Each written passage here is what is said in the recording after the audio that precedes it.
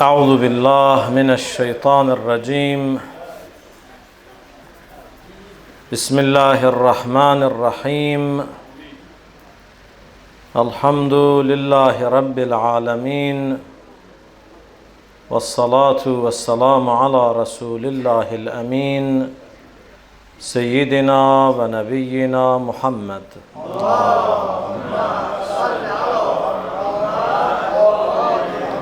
وعلى أهل بيته الطيبين الطاهرين المعصومين المكرمين، واللعن الدائم على أعدائهم أجمعين من الأولين والآخرين إلى لقاء يوم الدين.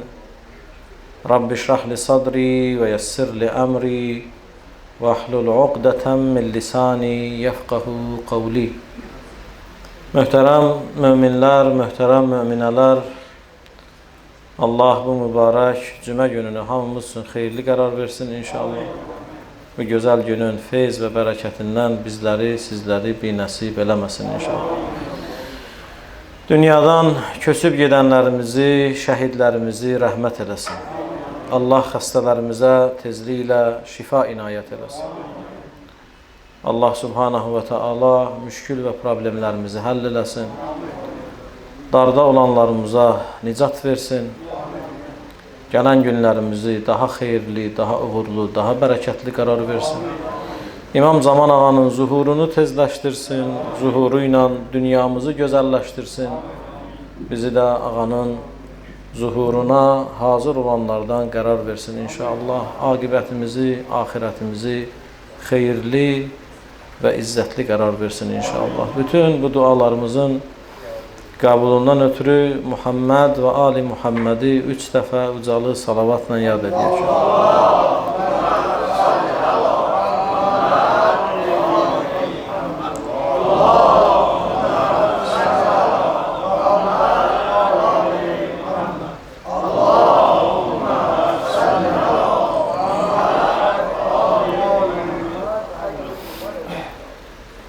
Əzizlər, gözəl günləri yaşayırıq.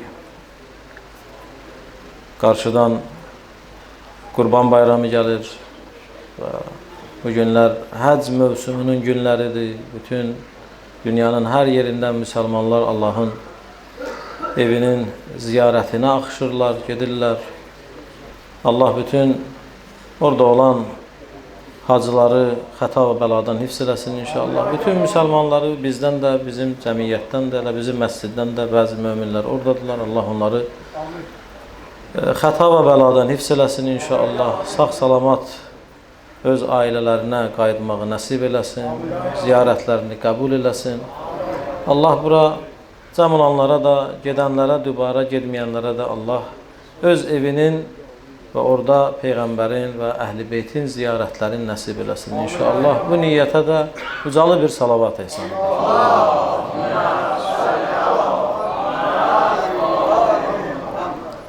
Həcc ziyarəti əzəmətli bir ziyarətdir və həm də ki, digər ziyarətlərlə müqayisədə həcc vacibi bir ibadətdir. Bəli, şərtləri ilə ömürdə bir dəfə insana vacib olan bir ibadətdir. Namaz kimi, oruc kimi imkanı, şəraiti olan şəxs əgər həccə gedməsə günahkardır. Ona görə də bu digər ziyarətlərdən fərqli olaraq vacib bir ibadətdir. Hələ ziyarətdən əlavə, əvvəl bu ibadətdir və Allahın tələbidir. Allah Quran-ı Kərimdə Ali İmran surəsinin 97-ci ayəsində deyir: وَلِلَّهِ عَلَى النَّاسِ حِجُّ الْبَيْتِ مَنْ اِسْتَطَاعَ اِلَيْهِ سَب۪يلًا. Allah bacarığı olan, bacaran, həm maddi, həm cismi cəhətdən, hər tərəfli bacarığı, hazırlığı olan insanlara həccini eləyib vacib qərar verir. Bu Allahın vacibidir, Allahın ayəsi. Əzizlər, həcc ziyarəti əzəmətli bir ziyarətdir və həmçinin də ibrətlərlə dolu olan bir ziyarətdir. Yəni bu hər vacib bir əməldir və vacib əməli icra edərkən də Orada müəyyən əməllər ki, icra olunur. Haman o həcc səhnəsi özü böyük bir akademiyadır, özü bir böyük dərsdir. Bu günlər dediyim kimi Qurban bayramına yaxınlaşdığımız günlərdir. Bu günlərin ən böyük əməli elə bu həcc əməlidir, bir də qurban kəsməkdir. Həcc ziyarətində elə bir əzəmət var ki, əziz qardaşlar, o əzəməti gərək elə sadəcə müşahidə eləməyəsən. İstər orada olanlar, istər burada olanlar, istər onu canlı orada seyr edənlər və yaxud uzaqdan o səhnəni görənlər müəyyən ibrət və dərsləri almalıdırlar. Birinci, həcc ziyarətinin bizə verdiyi ən böyük tövhə, ən böyük dərs Allah Subhanahu və Taala'nın birliyinə xalisanə iman gətirmək. Çünki ora gedən insanlar, təbii ki, indi ora gedən insanlar hamısı niyyətində, saf niyyətlə, xalis Allaha xatir getməlidirlər. Bizim pulu var, əylənmək üçün gedən insanlarla işimiz yoxdur. Belə insanlar da var. Biz həqiqi Allahın evini arzulayan, o vacib ziyarəti layiqincə yerinə yetirən insanlardan söhbət edirik. Və elə əks təqdirdə o qədər o hacıların içində adları hacı, özləri isə başqa insanlar var. O qədər başqa insanlar var. Amma həccin birinci töhfəsi budur ki, birinci dərsi budur ki, həcc xalis Allahın birliyini, onun rəhbərliyini, ondan başqa bütün varlıq aləminin aciz olmasını sübut edən bir ziyarətdir. Hacı ki, öz əyninə ehramını geyinir, Ləbbeyk, Allahümmə ləbbeyk, ləbbeykə la şərikə ləkə ləbbeyk. Təlbiyəni ki deyir, orada nədir? Artıq sən o ehram libasını geyəndən sonra qalırsan, niyyət edirsən və Allaha deyirsən ki, mən tam öz bütün var gücümlə, qüdrətimlə sənə ləbbeyk deyirəm. Yəni, mən hazıram sənin bütün hər sözündə. Xoş o insanların halına ki, orada ləbbeyk deyib, burada da o ləbbeyki davam etdirirlər. Vay olsun o insanların halına ki, orada ləbbeyk deyib, burada gəlib Allaha üz çevirirlər. Və həqiqətən də yazıq olsun o insanlara ki, Allah qismət edir, gedib çıxırlar ora, amma o yerin dəyərini bilmirlər. Siz gedənlər çox yaxşı bilir, o ziyarət rahat ziyarət deyil, əziyyətlidir, məşəqqətlidir. Bəzi insanlar o məşəqqətə dözməyib, orada nədir? İbadəti yarıda qoyan insanlar görmüşük biz. İllərlə arzu, məsələn, burada olanların, bəlkə də oturanların çoxunun arzusudur getsin ora. Amma belə insanlar var, belə deyək də, mən insanlara başqa ad tapa bilmirəm, harın insanlar deyirəm onlara. Pulu var, çıxıb gedib ora. Bir də görürsən ki, həcc ziyarətinin məşəqqətinə dözə bilmir. Deyir ki, mən gəldim Kəbəni gördüm. Artıq mənim nəyimə lazım gedim burada çöldə uzanım. Uzanır, oteldə yatır. Həcc ziyarətinin əməllərin yerinə yetirməyi özünə ağır bilir və həcc ziyarətini elə bil adi, elə bil ki, gelirsən hansısa bir piri, hansısa bir ziyarətgahı ziyarət eləmək kimi nədir? O cür icra eləyir, gedir, Kəbəni gördüm, 2 rükət namaz qıldım, dua elədim, qutardı, getdi. Yox, onun əməllərin yerinə yetirmədin, sən həcc ziyarətini yerinə yetirmiş olmursan.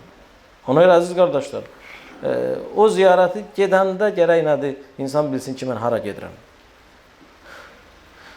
Əslində də o ziyarətə getmək üçün gərək qabaqcadan maarifləndirmə işləri aparılsın bu gedənlər üçün. Ki, siz hara gedirsiniz, nə eləyəcəksiniz, nə işlə məşğul olacaqsınız. Və həcc ziyarəti elə bir ziyarətdir ki, burada mən hacılar Allah hamına can sağlığı versin, gedib görüblər. Nəzəriyyə ilə onu öyrənmək olmur. Mən bir din xadimi kimi deyirəm, illərlə də mən bu həcc mövsümün həccə getməzdən qabaq nə qədər nəzəriyyə kimi onu oxumuşdum, nə qədər onu dərs də demişdim, insanlara belə nəzəriyyə kimi izah eləmişdim. Amma insan gedir ora, praktiki onu icra eləyəndən sonra heç vaxt sənin yadından çıxmır. Nəzəriyyə kimi o öyrənilən bir şey deyil. Birinci, Həc ziyarəti bax, gərək insan məsuliyyətli olsun. Bizə birinci verdiyi dərs budur ki, biz orada xalis Allaha imanı, Allahın birliyinə imanı nə edirik? Öyrənirik. Aleykümselam. İkinci, biz həc ziyarətinə, o əzəmətə baxanda İslam ümmətinin birliyini nümayişini görürük. O birliyi görürük. Allah bizi indi neçə milyon ora cəm olur. Allah o səhnədə, o insanlar bir yerdə olarkən bizim bir olmağımızı istəyir. Yəni, bax, mən sizi bir yerə cəm edirəm. Ağ dərili, qara dərili, onun ərəbi, onun farsı, onun türkü, onun azərbaycanlısı, onun digəri. Heç birinin digərindən nədir? Fərqi yoxdur. Ona görə həc ziyarətinin ən böyük dərslərindən biri də bizim nəyimizdir? Bizim birliyimiz. Allah bizə bunu tövsiyə edir ki, ay cəmaat, mən sizi bir yerə cəm eləmişəm. Bir yerdə istəyirsən şahsan, istəyirsən vəzirsən, istəyir nökərsən, kimsən, hamımız eyni yerdəyik, eyni formadayıq və hamımız eyni yerdə nədir? Dururuq, eyni duaları edirik, eyni əməlləri icra edirik. Burada Allah bizə demək istəyir ki, biz birik. Üçüncü, Allah Subhanahu və Teala haman həc ziyarətində edilən əməllərlə bizim yadımıza axirətimizi salır. Görürsünüz, həc ziyarətinin ən önəmli əməllərindən biri sən öz gündəlik geyindiyin libasla nədir? Allah evinə daxil ola bilməz. Əməlləri yerinə yetirə bilməzsən də. Vacib həccin özünün ehramı var. Tikili olmaz. Baxın, ətriyyətdən istifadə eləmək olmaz, güzgüyə baxmaq olmaz, nə bilim, kölgədən keçmək olmaz. O qədər qadağalar var ki, ehram halında. Bütün bunlar nədir? Bütün bunlar budur ki, Allah istəyir səni dünyadan ayırsın, ahirəti sənin yadıva salsın. Bir qarışqanı belə öldürə bilməzsən. Öldürdün, gələ bir dənə əvəzinə kəffara kəsəsən, qurban kəsəsən. Milçəyi öldürə bilməzsən. Bütün bu həcdə Allahın bizə vacib etdiyi əməllərlə bizə nə demək istəyir? Ahirəti yadınıza salın. 2 parça ağ, tikişsiz ağ parça geyməklə sonda bu dünyadan köçərkən əyninizə geyəcəyiniz kəfəninizi yadınıza salın, deyir Allah. Burada hamınız birsiniz, gedirsiniz, qayıdırsınız. Hərə bir yerdə biri böyük evdə yaşayır, biri kiçik evdə yaşayır, biri kətdədir, biri şəhərdədir, biri yaxşı geyinir, biri pis geyinir, biri yaxşı yeyir, biri pis yeyir. Amma nəticə etibarən Allah bizə nə deyir? Deyir, kim olursan ol, sən nihayətdə Allaha tərəf qayıdacaqsan, burada qəsrdə yaşasan da, köçəndə o çuxura hamınız girəcəksiniz ki, onun heç birinin fərqi yoxdur. Hamısı eyni torpaqdır da. Üstünə nə qədər bəzək vurursan vur. İçi eynidir. İçində qaldın sən Allahla üz-üzə. Qaldın öz əməllərimin girovunda. Ona görə əziz qardaşlar, bunlar bu üçüncü dərs ki, Allah Subhanahu və Teala bizim yadımıza ahirəti salmaq istəyir. Dördüncü, Allah Subhanahu və Teala bizə İbrahim və İsmail və Hacərin başına gələn əhvalatı nədir? Bizim yadımıza o səhnədə canlı formada yadımıza salmaq istəyir və ondan ibrətlər almağımızı istəyir. Böyük bir imtihandan İbrahim keçdi, oğlunu Minada qurban gətirməyə, kəsməyə gətirdi, İsmail kimi bir övladı. Bu adi məsələ deyildi. Bir ata ki, illərlə övlad həsrətində idi, Allah ona övlad verdi. Belə bir imtihandan onu keçirdi ki, sən öz oğlu və öz əlindən Minada qurban kəsməlisən. İsmail, İbrahim, mən bunu dəfələrlə demişəm, İbrahimlə İsmail həqiqətən də çox dəhşətli insanlardılar. Bilmirsən, ata daha dəhşətlidir ya övlad daha dəhşətlidir. Hər ikisi Allah əmrinə ləbbeyk dedilər. Həqiqi şəkildə ya. Ata da öz oğlunu əlində bıçaq qurban kəsmək üçün Minaya gətirdi.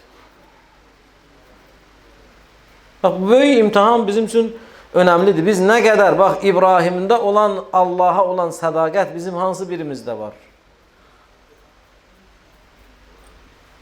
İsmail əleyhissalatu vesselamda olan o sədaqət bizim hansı birimizdə var? Kim öz sinəsinə döyə bilər? Başımız ağrıyır, gileylənirik. Ayağımız büdrüyür, cürbəcür sözlər deyirik. Amma sən gəl, tamaşa elə Mina çölündə bir ataya ki, öz əli ilə öz oğlunun başını kəsməyə aparır. Niyə? Çünki Allah ona əmr eləyib bunu. Bu sədaqəti öyrənmək lazımdır, qardaşlar. 5 manatımızdan keçə bilmirik Allaha xatır.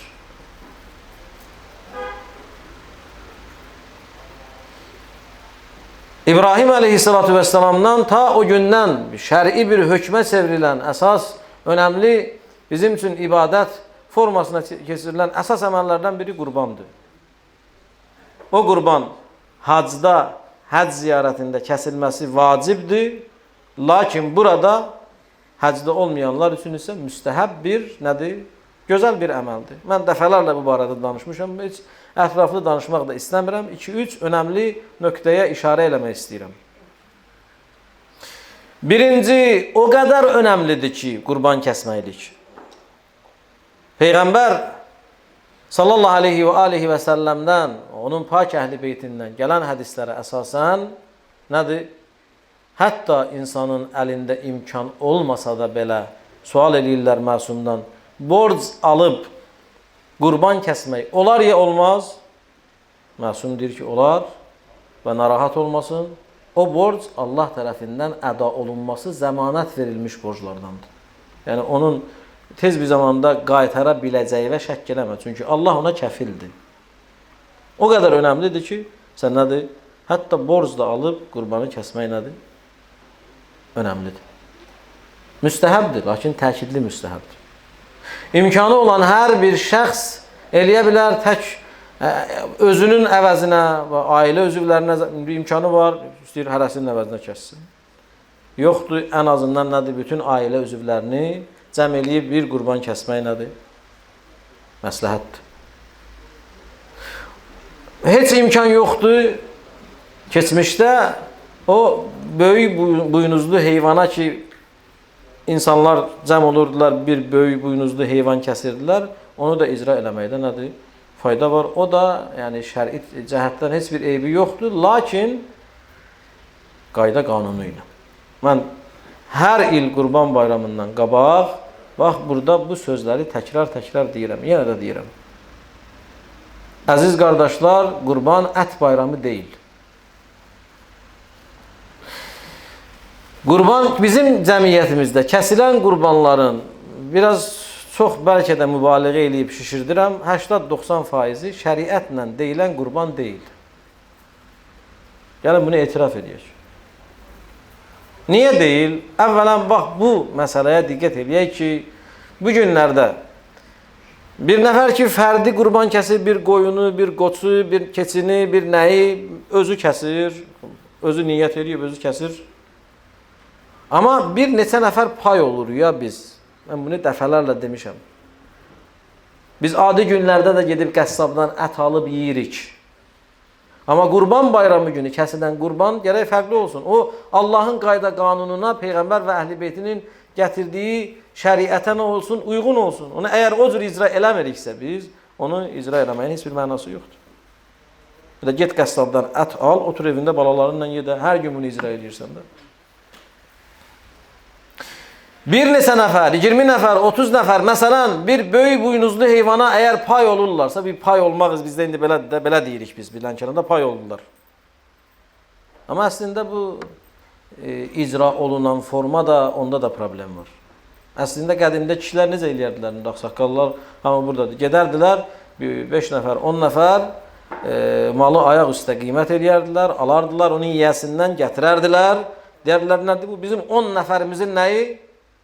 Qurbanı kəsərdilər və 10 nəfər arasında o bölünərdi.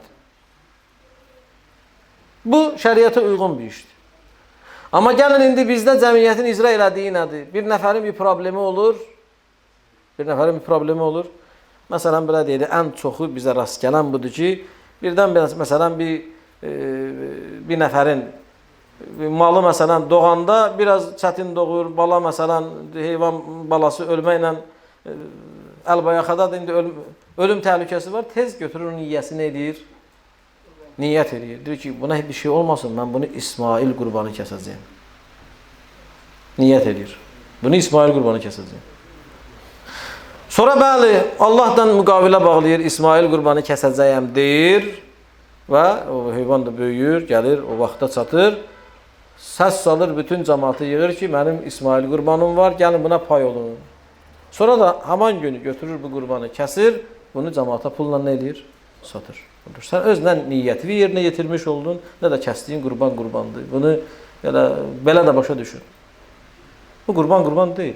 Sən Allahla müqavilə bağladın ki, ilahi, bu problem həll olsun və yaxud oğlum əskərlikdən sağ gəlsin, misal üçün deyirəm. Mən bunu Allah yolunda bu heyvanı kəsəcəyəm. İsmail qurbanı kəsəcəyəm.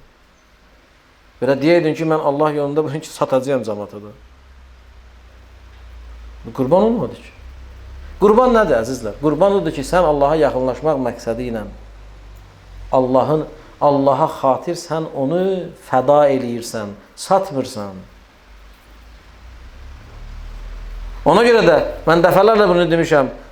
O formada, o niyyətlə qurban kəsənin qurbanı da onun boynundan düşmür. O yenidən qurbanı kəsməlidir, boynunda qalıb. Orada şərik olanların da qurbanı nədir? Qurban hesab olunmur.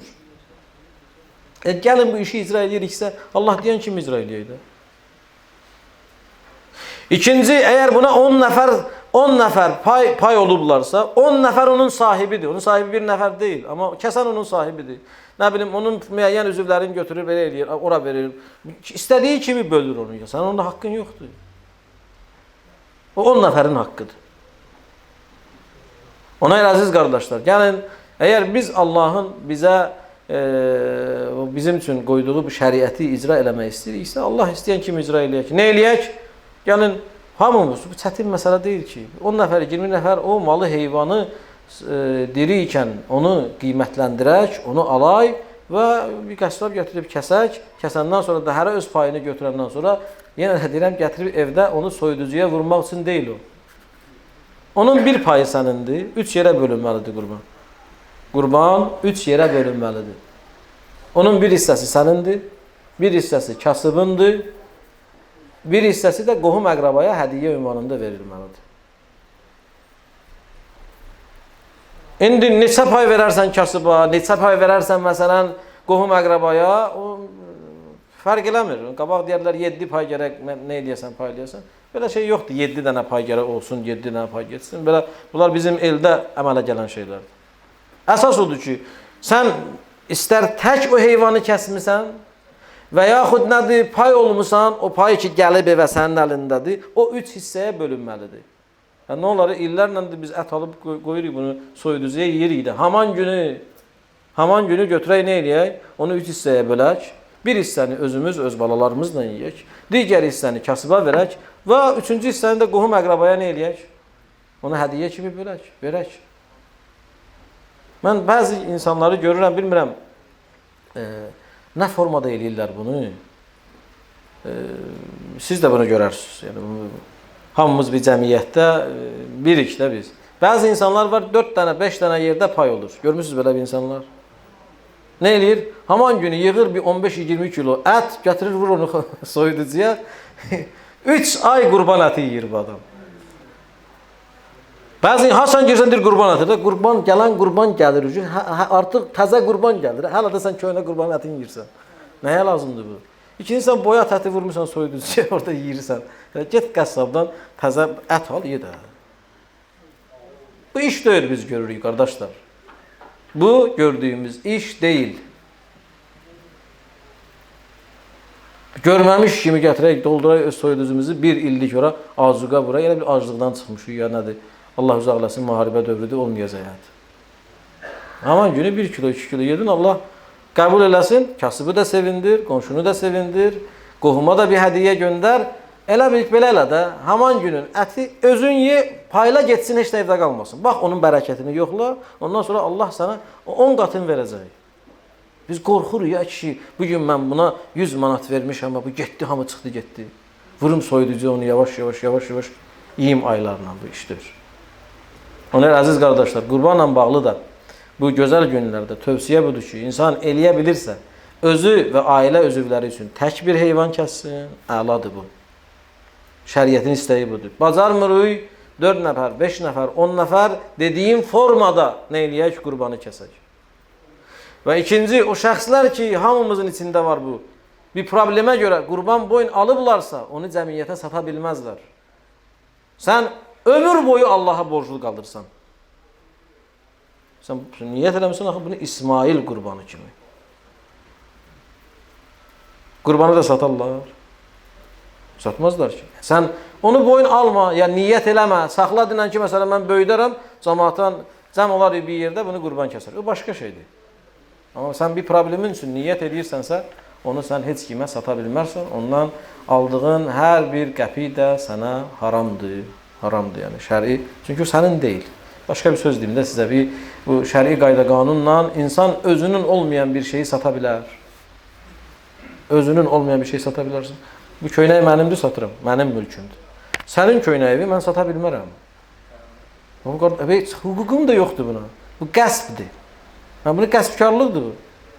Bu günləri mən Allahla müqavilə bağlayıram hansısa bir problemimə görə. Deyirəm, ilahi, sən məni bu problemimdən çıxart, mən bu heyvanı sənə xatir qurban kəsəcəyəm. İndi mən sizə sual verirəm. Ağıllı insanlar hamımızız. Mən bu müqavilə ilə bu heyvanı öz mülkümdən çıxartdım, verdim kimə? Allaha verdim. Və nə haqla gəlirəm bunu qurban bayramı günü satıram cəmaat? Hansı haqla? Eynən bu haman insandır ki, başqasının köynəyini götürür, onun icazəsi olmadan satır. Eyni şeydir, haman şeydir. Ona görə bu məsələlərə diqqət eləmək lazımdır. Biz əgər Allahın qanununu yerinə yetirmək istəyiriksə, Allah deyən kimi, istəyən kimi nədir? Yerinə yetirək. Əzizlər, gözəl günlərdir, bu həcc ziyarəti günləridir, qurban bayramı günləridir. İnşallah gələn günlərdə bu barədə daha ətraflı söhbətlər olunacaq Allahın izni ilə.